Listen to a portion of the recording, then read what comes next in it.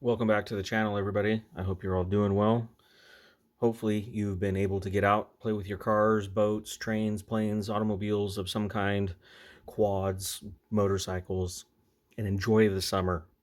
If you're as fortunate as I am, maybe you have a section of really nice twisty roads with no houses on it, such as Tail of the Dragon, and you've been able to do multiple things with your car of choice, not just maybe drag racing or road racing. You've been able to do a little cross training and have fun. So today's video, we are going to talk about something application specific.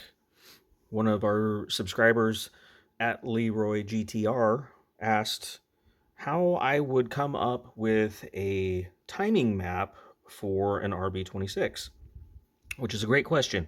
And while I have done videos in the past about how to come up with a timing map, typically it always requires a dyno to verify results, unless you have some really good software that can take a log, convert it into a virtual dyno run. And depending on the ECU you're using, maybe that's possible, maybe it's not. But we're going to just kind of start with some basic stuff that you could find if you had an AM Infinity, if you had a Haltech Nexus, and start with a base map and go from there. Show you how I evolve what is provided. And then, of course, verify it with a dyno if possible, which for us here at Ronin Brothers Performance will be shortly. We're expecting it in December. There was a little bit of a snafu, and so we got pushed back most of the summer, but things are looking positive and on the up, so we're excited about that.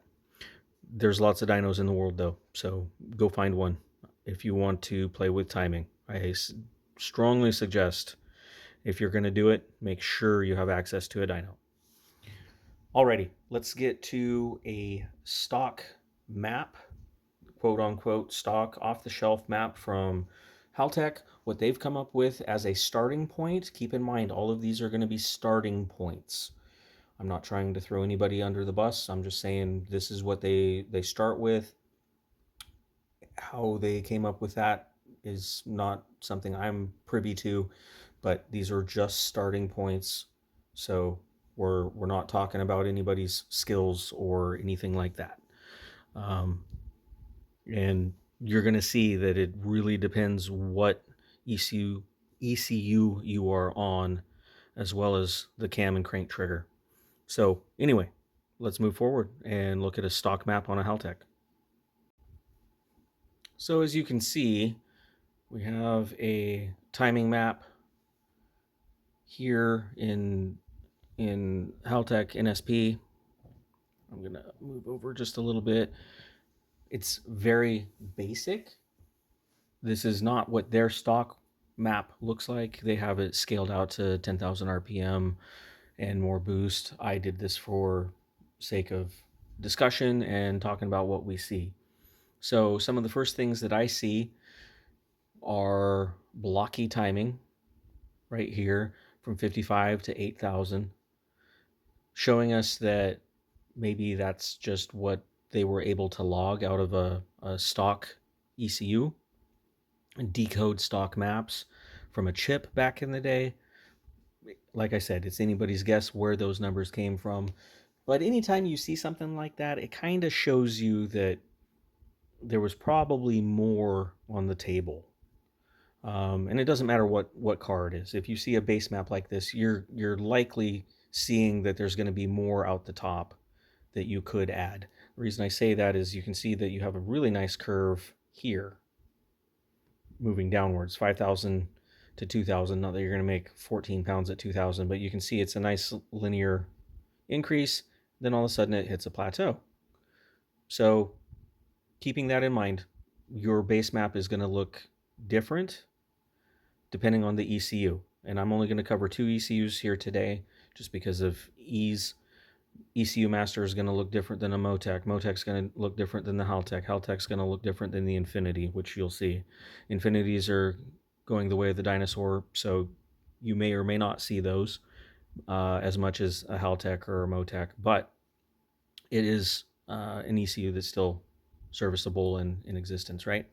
Okay, so that's the first thing that I'm seeing there that pops into my mind. So what would I do? Normally, I will do something like this. I'll just grab, and I'm going to interpolate, and I smooth. So in this particular case, we look right here at 4,517 pounds. It dropped 2.5 degrees.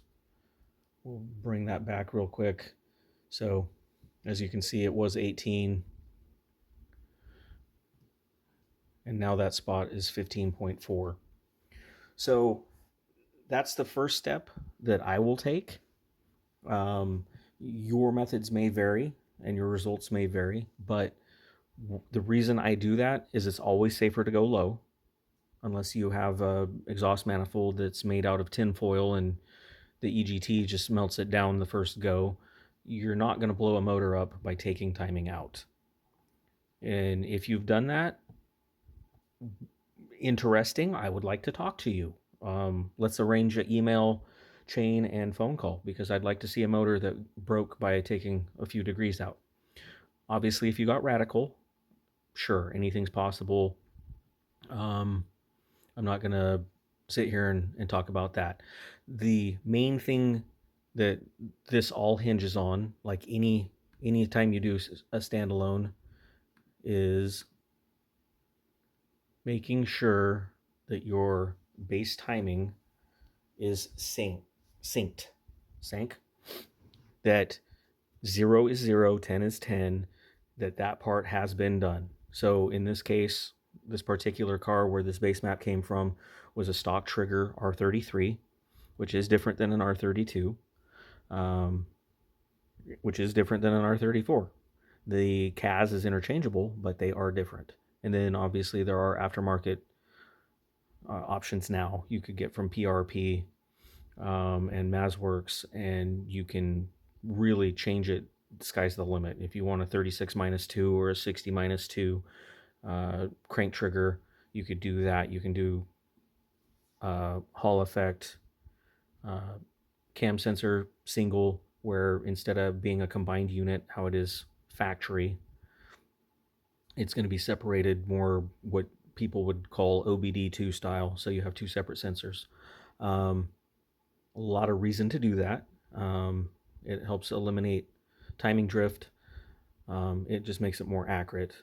But in this case, first step is always make sure your timing sync is correct. So we're going to go back to the timing map. In this particular case, I'm going to cheat a little bit and make it easy. I don't have a dyno sheet for this car that is easy access with low timing. I do have one where it's finished, so we can see the results, as well as go over why I did what I did. So let's go to the dyno sheet first before we go to what the finished timing map looked like on this car. So as it would happen, while I don't have the exact before and after, I do have some dyno sheets of that particular R33 having a timing sweep done. So the first one you see here is going to look more like the sample timing map that I showed you, where it's low, it's smooth. You can see there's some irregularities there out the top, especially past 6,200 RPM, where the timing is low. Now, as you remember, the base timing as provided was fairly blocky there, and I had said that we would see gains. So while it's not exactly these numbers, the 18 degrees, or the numbers that came after that I smoothed, it's still low. It's not exactly what it wanted.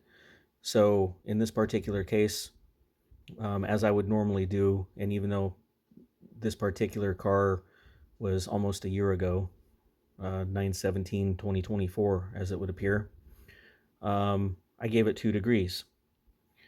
I've oftentimes done that when I feel like I'm low on timing, because if you give it 1 degree, sometimes between temp differences, you're not really going to see as much of a gain. So you can see that the boost is essentially the same, slightly different down low, because it lost a little bit of drive energy with the timing increase.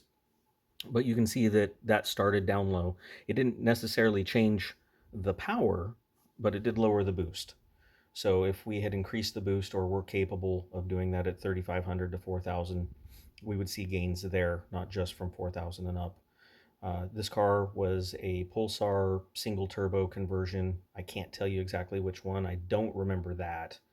I just remember that it was a single turbo and have that in my notes.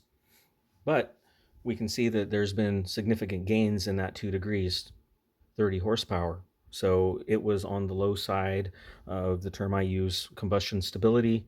It wasn't misfiring, but the timing was definitely low. So in the end, we ramped the boost up a little bit harder. And as you can see in the green line, it stayed flatter all the way out. This particular pull, it picked up another 20 wheel. We'll get the boost where we can see it, 22.2. So 3 pounds, 3.3 pounds more out the top with the timing that you're going to see. So kind of see how I snuck up on it. I've said this before, always sneak up on timing. I always start low. I come in a little bit at a time. That's where you're going to want to verify it on a dyno. In this case, you could start with that map that I had pulled the timing out of and probably give it a degree and a half or two and be safe. I still highly recommend having it on a dyno to do that, making sure the knock control is set up properly, which there are additional videos. If you're not comfortable doing it, that's a good sign to not add the timing. So now let's go to what the finished timing map looked like on this car, and then we'll compare. This is our low sample map for reference. Peak power was at 7,000 RPM and 22 pounds. So you can see that it would be interpolating between those two cells, 20.3 and 23.2. It would be favoring that side there, 15.5 degrees. I would expect that if I could find the log, we would have seen 16.2 degrees out the top if it was actually using this timing map. Now, when we switch to the timing map that was actually in use, notice the difference. It's 20 degrees right there. 19 degrees at 6,500. So smoothing it out, this particular car with this particular ECU, that's where it ended up for timing. So 2 more than what would have been in the factory Haltech map, right? So definite increase. It was verified on the dyno. I did the timing sweep. I feel comfortable with this. I do have the knock control set up. It was 92 octane only. The car actually came back later and had a high flow cap put on it, which didn't increase knock. I didn't have to worry about the timing, but it did end up losing about 20 horsepower at that point. So in this particular instance for this car with this combination, this timing map's safe.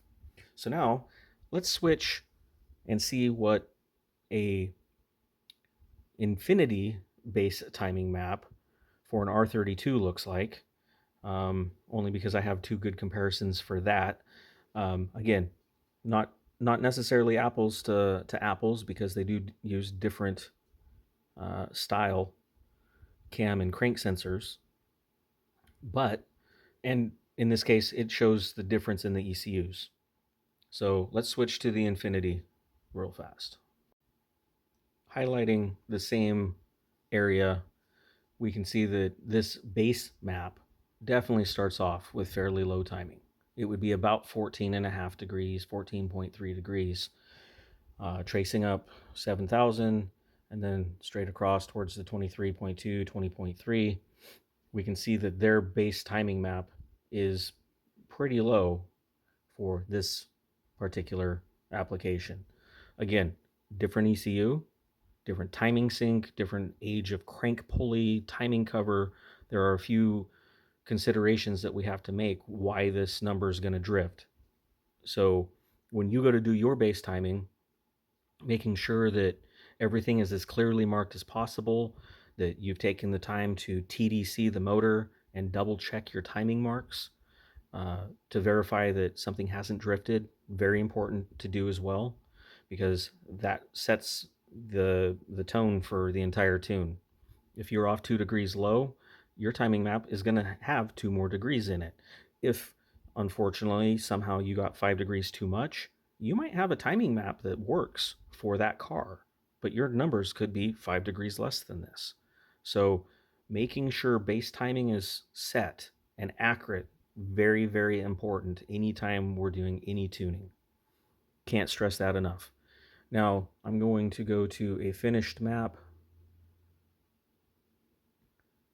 that we used for an R32 on pump gas. This particular car had an HKS 2.8 liter in it. I set up the knock control. It didn't want that much timing. This particular combination, we're only working with about 10.5 degrees of timing on 92 octane, but that's what made it safe. Just because I was interested, I did decide to click on the log, and as you can see, the timing number doesn't add up. It shows in this particular case that it was actually 14 degrees. It dawned on me at that point that because this was a flex fuel car, it had some ethanol in the tank, and then that was skewing the numbers. But this timing map is what the 92 octane was. So now let's go find the dyno sheet to kind of get an idea of how that 10.5 degrees stacked up. This 2.8 liter was all HKS. It was an HKS 2.8 step 2 engine. So it had an HKS ported cylinder head, 272s, full meal deal. I can't say enough about that particular crate engine and how great it worked. Definitely know their way around an RB26, or in this case RB28. So that 10.5 degrees made 562 wheel right there at 20.5 pounds on 92 octane. I believe this was a TO4Z, so I can't remember which hot side it had, but however they sell it, definitely worked well. This is 92, so when we were looking at that ignition map, this is going to be accurate. So let's go out to 8,300 RPM. We're 20 pounds of boost, and now we're going to go look at that. Let's see here, 20.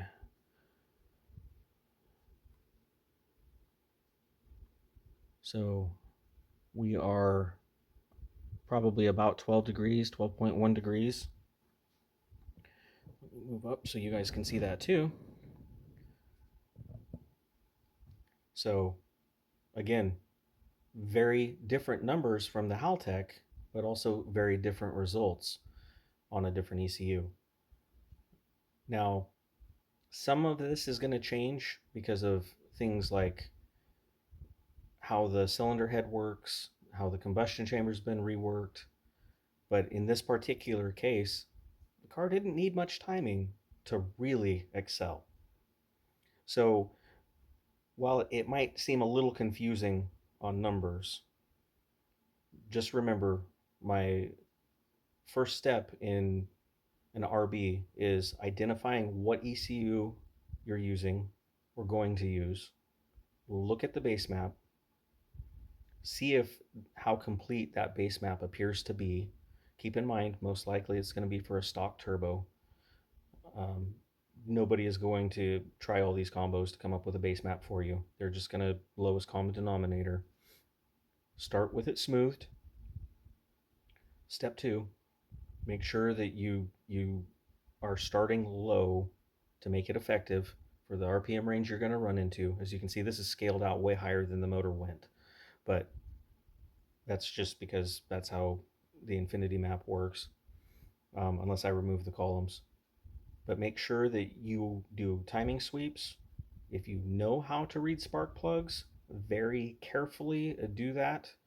Um, if you're somewhere in Mexico, but my suggestion is go rent some dyno time, figure it out. It's going to protect your investment, whether it's a stock engine, built engine, and this applies for everything, of course, guys, not just RBs. 2J, 4G63, 2GR, Toyota V6, J series, whatever rotary, whatever motor you are running, the dyno to verify your timing is always what you want to do. Because as you've seen over the years, and even on this particular video, you could be low, give it 2 degrees, and the number jumps a bunch. You could give it another 2 degrees and it doesn't move at all, which you already got to MBT, and you wouldn't know that on the street. You would be running higher cylinder pressure than you need to, potentially damaging things, if not in the short term, definitely in the long term. So making sure that you have a clear idea, clear picture in mind of how to set this up with your ECU and your combination. The word of the day is low. Start low on timing and creep it up. But to answer your question, Leroy GTR, this is how I come up with timing maps for RB26 and realistically any motor that we're going to play with. I hope you guys have enjoyed this. If so, please hit the like. If you're not already subscribed, please consider doing that. Hit the bell icon if you are subscribed. You'll get notifications as we add new videos. As I mentioned in my earlier video, I'm going to attempt to do a video a week again.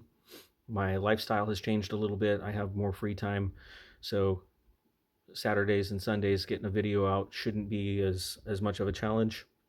Let me know what you guys want to talk about. I know that I owe a video for nitrous on V8s, and while I could just hit the easy button on that one and say the answers, we're going to do a video. I'm going to show how to set up some stuff. That particular car will use Holly software, or that particular video, I should say, will use the Holly software and the Haltech software, since you can get a Haltech Rebel for the same price as a Holly Terminator. Ways that you can do it. So go over some of the different styles of nitrous systems. So hopefully you all look forward to that. And for the turbo guys, nitrous and turbos is always more fun. That's my personal recommendation. Anyway, guys, take care. We'll talk to you later.